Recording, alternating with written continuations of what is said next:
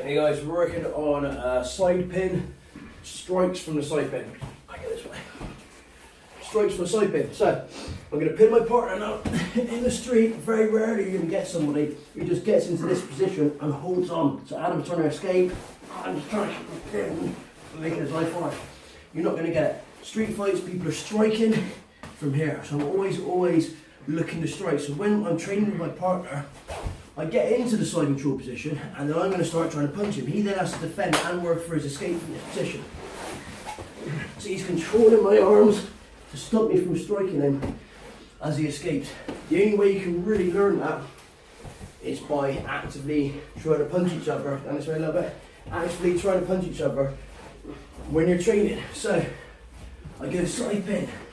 I start throwing punches. This in turn in some ways makes it easier for him to escape, because I actually have to create this room to allow me to punch. It's good training for me because I'm striking predominantly. It takes me to the floor and be hitting him.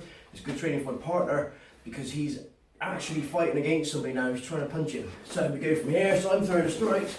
This still working shrimp. He controls my arm, goes to the closed guard position. From here, if we were going to carry on the drill, say, I'm then going to work my strikes. Adam then has to defend. Pull me in, he goes for his sweep.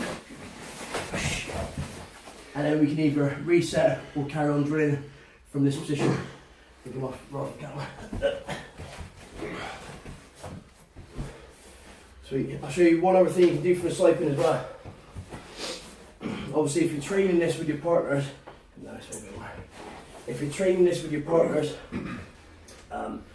you can get to a point where if your top game's that good, where you can't escape from the bottom. You know, it's a point where you're just fucked. Yeah.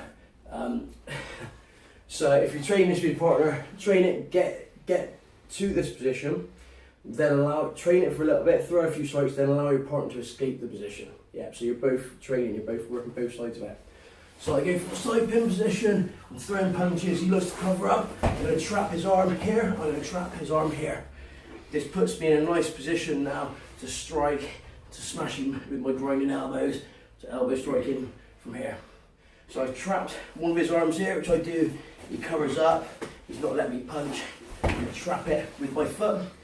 This hand, if I want to control this hand, I don't grab the wrist, I grab at the hand.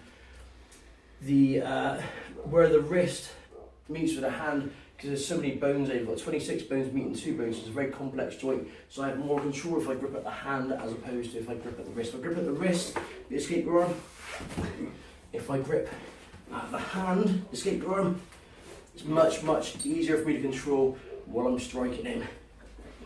So I hold this position, I wouldn't actually make contact with these, something like this, I was grinding on him, being just generally nasty for fun, for conditioning purposes. So I throw a few strikes and then let Adam escape.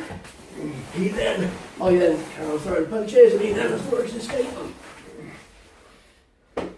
Cool. So try and incorporate in some of that into your next session. Thank you.